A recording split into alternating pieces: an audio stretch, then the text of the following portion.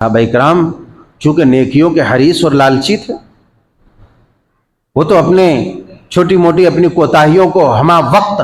مٹانے کے لیے نہ جانے کتنے کتنے بار توبہ استغفار کرتے تھے۔ وہ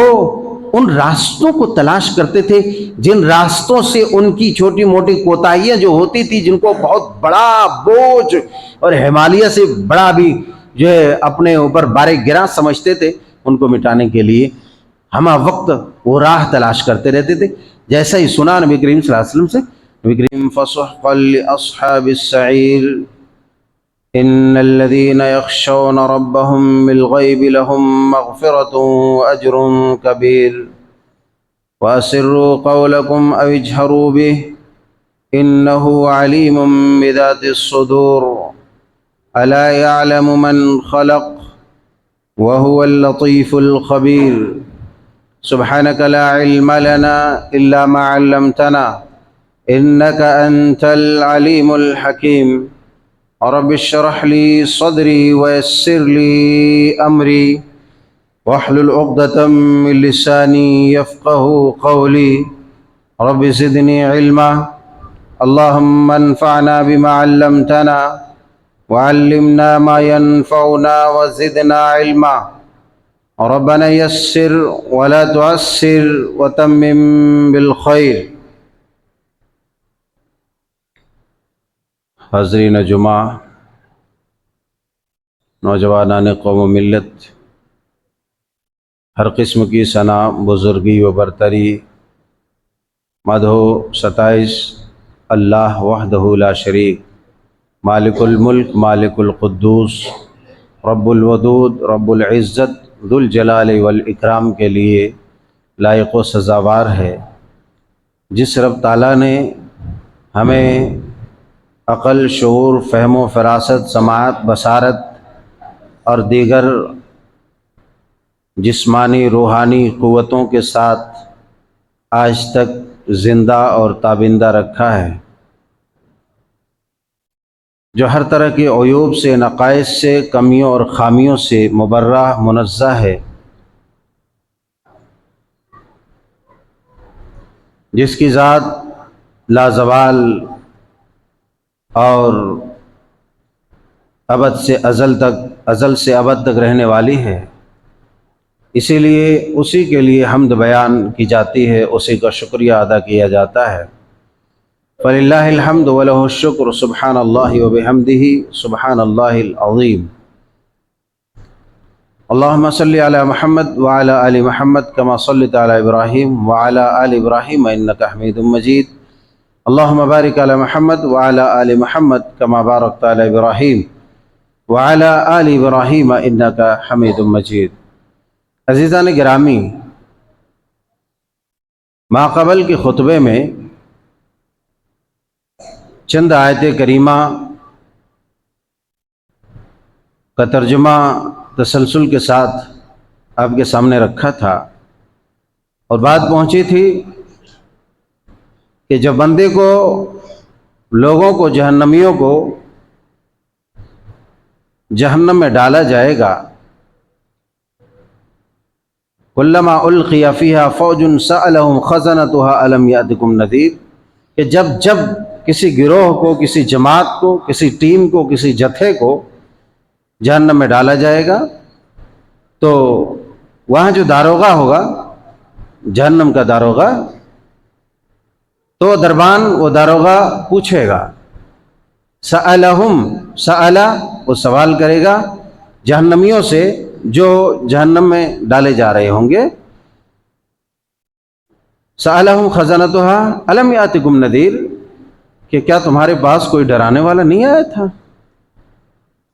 تمہیں کوئی سمجھانے والا نہیں آیا تھا، الم یأتکم نذیر، تمہیں کوئی متنبہ کرنے والا نہیں آیا تھا کہ قیامت برپا ہوگی، تمہارے اوپر موت طاری ہوگی، قیامت برپا ہوگی، پھر تم اٹھائے جاؤ گے اور پھر تم جہنم میں ڈالے جاؤ گے اگر نافرمانی کی تو۔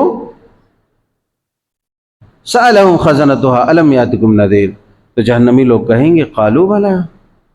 وہ لوگ کہیں گے کیوں نہیں، آیا تھا، قد جاءنا نذیر، ہمارے پاس تو ڈرانے والا آیا تھا، ہمیں سمجھایا تھا، بتایا تھا، قرآن پڑھ کر کے بتایا تھا، حدیثیں سمجھایا تھا، تو پھر کیا ہوا؟ پھر کہے گا فَكَذَّبْنَا وَقُلْنَا مَا نَزَّلَ اللَّهُ مِن شَيْءٍ، کہ ہم نے تو اسے جھٹلا دیا، ہم نے کہا کہ ایسی تو کوئی چیز اللہ نے نازل ہی نہیں کی ہے۔ فَكَذَّبْنَا، ہم نے تکذیب کر دی، ہم نے جھٹلا دیا۔ وَقُلْنَا مَا نَزَّلَ اللَّهُ مِن شَيْءٍ، اور اللہ تعالیٰ نے کچھ بھی نازل نہیں کیا۔ إِنْ أَنْتُمْ إِلَّا فِي ضَلَالٍ كَبِيرٍ، کہے گا تب تو تم بڑے گمراہی میں تھے، بہت بڑی گمراہی میں تھے۔ اب یہ سچویشن ہوگا وہاں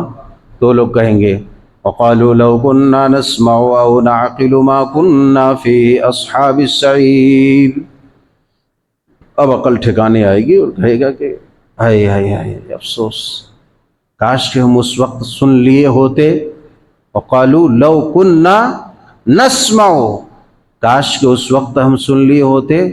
او نَعْقِلُ، اور ہم سمجھ لیے ہوتے، سن لیے ہوتے اور سمجھ لیے ہوتے، تو مَا كُنَّا فِي أَصْحَابِ السَّعِيرِ، پھر تو آج ہم جہنم والوں میں نہ ہوتے تھے، ہمارا شمار جہنمیوں میں سے نہ ہوتا تھا، جہنمی گروہ کے ساتھ ہم جہنم میں نہیں ڈالے جاتے تھے۔ وہ وقت آئے گا فَاعْتَرَفُوا بِذَنبِهِمْ فَسُحْقًا لِأَصْحَابِ السَّعِيرِ، آدمی کی عقل ٹھکانے آئے گی، کہے گا کہ ہاں میں نے تو یہ گناہ کر لیا۔ اللہ کہہ رہا ہے کہ اس دن گناہ کا اعتراف کر لے گا، قبول کر لے گا، اقبال جرم سر عام ہوگا۔ فَاعْتَرَفُوا بِذَنبِهِمْ، ہم نے گناہ کر لیا، ہم سے گناہ ہوا ہے، ہم اعتراف کرتے ہیں۔ اللہ کہے گا سحقا لاصحاب السعیر، ہٹ، دور، بھاگو یہاں سے، ہٹو، چلو، جاؤ، جہنم میں ڈالے جاؤ، جہنمیوں کے ساتھ جاؤ۔ فسحقا لاصحاب السعیر، یعنی دھتکار دیا جائے گا۔ کتنا خطرناک مومنٹ ہوگا وہ، کہ آدمی جرم قبول کرے گا اور اسے دھتکارتے ہوئے۔ اب یہاں کیا ہوتا ہے، جرم قبول کرتا ہے، کبھی معافی تلافی ہو جاتی ہے، کبھی سزا دی جاتی ہے، لیکن یہ سب سننے، سمجھنے، بوجھنے کے بعد جب اقبال جرم ہوگا، اللہ تعالیٰ اسے عند درگاہ کر دے گا کہ چلے جاؤ، تم نکل جاؤ، تم جہنمیوں میں سے ہو جاؤ۔ فَاعْتَرَفُوا بِذَنبِهِمْ فَسُحْقًا لِأَصْحَابِ السَّعِيرِ إِنَّ الَّذِينَ يَخْشَوْنَ رَبَّهُمْ بِالْغَيْبِ لَهُمْ مَغْفِرَةٌ وَأَجْرٌ كَبِيرٌ، اللہ فرماتا ہے کہ یقیناً جو لوگ، ان الذین یخشون ربہم، یقیناً جو لوگ اپنے پروردگار سے ڈرتے ہیں، بالغیب، غیب کے ساتھ ڈرتے ہیں، بن دیکھے اللہ پر ایمان رکھتے ہیں، رسول کو دیکھے بغیر ایمان رکھتے ہیں، اللہ اس کے سامنے تو نہیں ہے مگر پھر بھی وہ ڈر رہا ہے، یعنی اللہ کی طاقت، قوت، اس کی حکومت، اس کے تصرفات ہیں، پھر بھی ڈر رہا ہے۔ ان الذین یخشون ربہم بالغیب، تاکہ جو لوگ اپنے پروردگار سے غیب کے ساتھ ڈرتے ہیں، لہم مغفرۃ واجر کبیر، اس کے لیے بخشش ہے، اس کے لیے بخشش ہے، اس کے لیے مغفرت ہے، اور اس کے لیے بہت بڑا اجر ہے۔ نہ ڈرنے والے کو دھتکار دیا جائے گا، اور جو اپنے رب سے ڈرے گا، اپنے دل میں اس کی خشیت لے کر کے چلے گا، ایسے آدمی کے لیے کہا کہ ہم اس کے جرائم کو جو کچھ ہوئے ہیں اس کو ڈھک دیں گے، اس سے کبھی پردہ نہیں اٹھائیں گے، لہم مغفرۃ، اسے معاف کر دیں گے، کبھی اسے چھیڑیں گے نہیں، واجر کبیر، اور اس کو بہت بڑا اجر دیں گے۔ وَأَسِرُّوا قَوْلَكُمْ أَوِ اجْهَرُوا بِهِ إِنَّهُ عَلِيمٌ بِذَاتِ الصُّدُورِ، یہ کہنے کے بعد اللہ کہتا ہے اچھا سنو، اگر تم لوگ آہستہ بات کرو نا، آہستہ، ایک دم آہستہ، دھیرے بات کرو، سرگوشیاں کرو، کان میں کہو کسی کے، وَأَسِرُّوا قَوْلَكُمْ، تمہاری باتیں ایک دم دھیمی ہلکی آواز میں ہو، کوئی نہ سن سکے، تم جس کو کہہ رہے ہو وہ بھی نہ سن سکے، اَوِ اجْهَرُوا بِهِ، یا پھر بہت زور زور سے چلا چلا کر بول رہے ہو، پکار کر اعلان کر رہے ہو نا، وَأَسِرُّوا قَوْلَكُمْ أَوِ اجْهَرُوا بِهِ،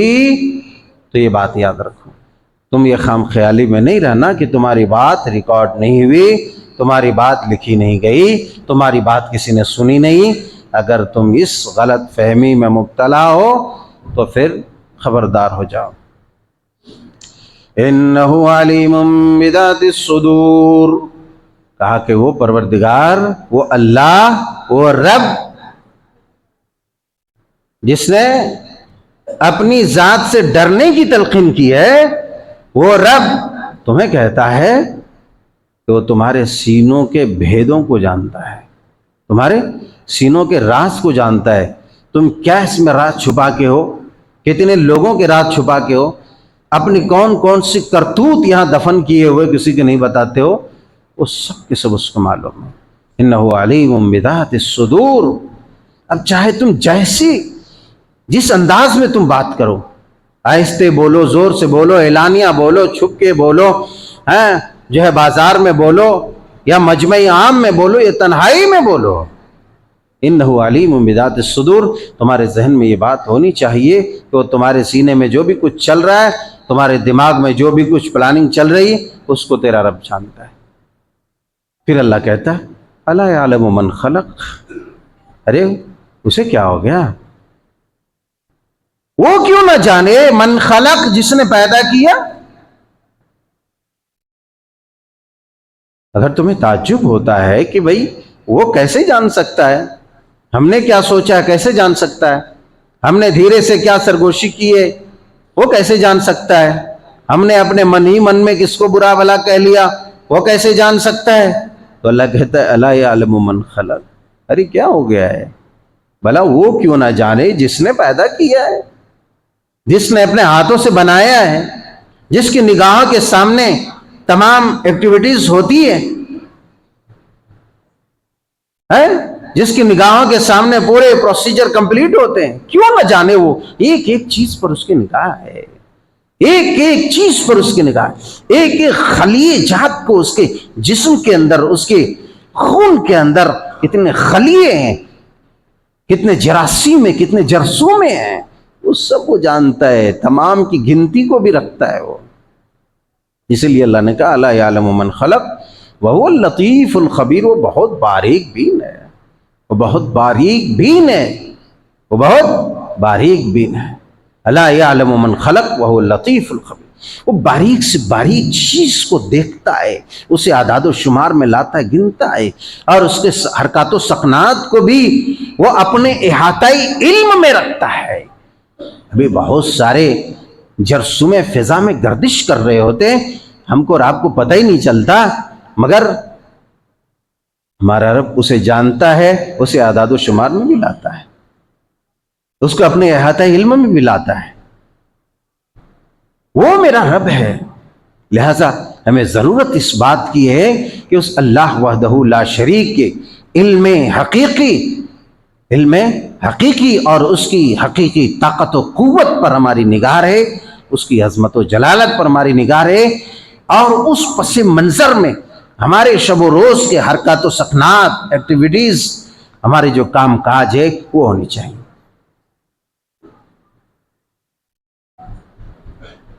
اب جو ہمارے روز مرہ میں جو کوتاہیاں، جو غلطیاں، جو خامیاں ہوتی ہے، اس کا ازالہ ہم کیسے کریں، اور اللہ کو راضی ہم کیسے کریں،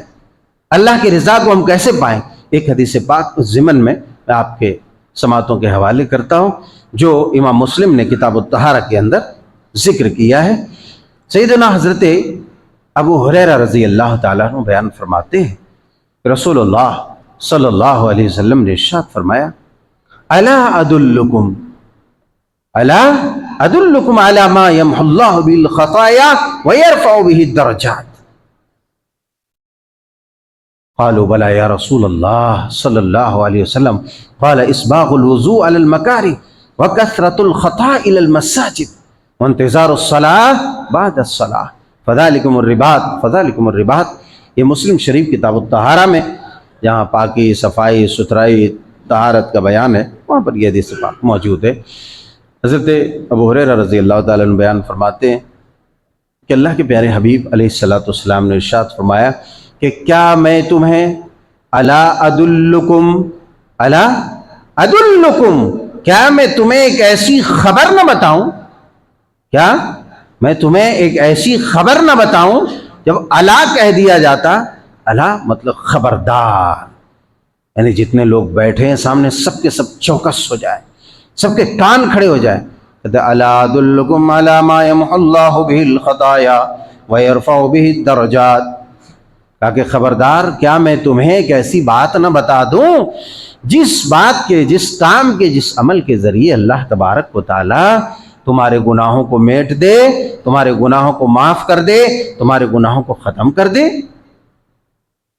وَيَرْفَعُ بِهِ الدَّرَجَاتِ، اور تمہارے درجے کو بلند کر دے، تمہارے رتبے کو بڑھا دے، تمہارے مرتبے کو بڑھا دے. تو صحابہ کرام چونکہ نیکیوں کے حریص اور لالچی تھے، وہ تو اپنے چھوٹی موٹی اپنی کوتاہیوں کو ہمہ وقت مٹانے کے لیے نہ جانے کتنے کتنے بار توبہ استغفار کرتے تھے. وہ ان راستوں کو تلاش کرتے تھے جن راستوں سے ان کی چھوٹی موٹی کوتاہیاں جو ہوتی تھی، جن کو بہت بڑا بوجھ اور ہمالیہ سے بڑا بھی جو ہے اپنے اوپر بارے گراں سمجھتے تھے، ان کو مٹانے کے لیے ہمہ وقت وہ راہ تلاش کرتے رہتے تھے. جیسا ہی سنا نبی کریم صلی اللہ علیہ وسلم سے، نبی کریم صلی اللہ علیہ وسلم سے کہا کہ بلا یا رسول اللہ، اے اللہ کے پیارے حبیب، ضرور ضرور، کیوں نہ بتائیں، آپ بتائیے ہمیں. نبی کریم صلی اللہ علیہ وسلم نے فرمایا اسباغ الوضوء علی المکارہ، اسباغ الوضوء علی المکارہ، کہ تم کمپلیٹ مکمل وضو کرو. کب؟ جب تم ناپسندیدگی کی حالت میں ہو. کیا مطلب ہوا؟ مطلب یہ ہوا کہ جب تمہیں پانی چھونا ناپسند ہو. ابھی موسم سرما چل رہا ہے اور نمازیوں کی تعداد بھی ماشاءاللہ کم ہوتی رہتی ہے، ہاں، چونکہ اتنی ٹھنڈی ہے کہ ہم پریشان ہو جاتے ہیں، کشمیر سے بھی زیادہ. ایسا نہیں اللہ والو،